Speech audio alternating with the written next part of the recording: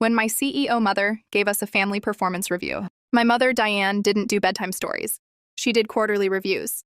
At her retirement gala, in front of 200 people at the country club, she stood up with a champagne flute and a stack of index cards.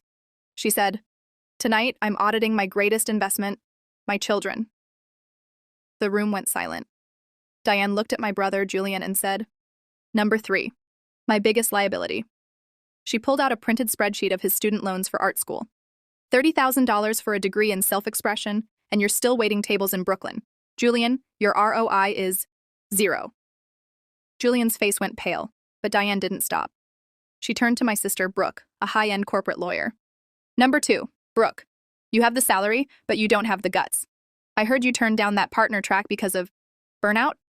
Diane laughed, and it sounded like ice cubes hitting glass. "In this family, we don't burn out. We burn bridges." I felt my heart hammering against my ribs. I was the golden boy, the one she'd handpicked to take over the firm. Diane smiled at me, but her eyes were cold. "And number 1, my successor. Because he's the only one who knows that loyalty is a transaction." I stood up, but I didn't reach for the microphone to thank her. I reached for my phone.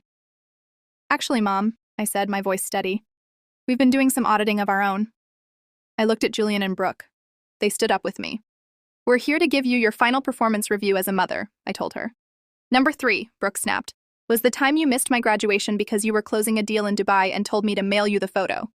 Number 2, Julian added, "was when I was 10, and you told the nanny to give me a performance PIP because I wouldn't stop crying for you." I looked Diane right in the eye. The room was so quiet you could hear the air conditioning. "And number 1, your greatest failure? You taught us that everything has a price." I took the keys to the firm out of my pocket and dropped them into her champagne glass. Clink.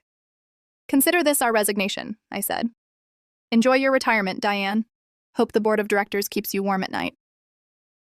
We walked out of that ballroom without looking back, and for the first time in 25 years, the air felt clean.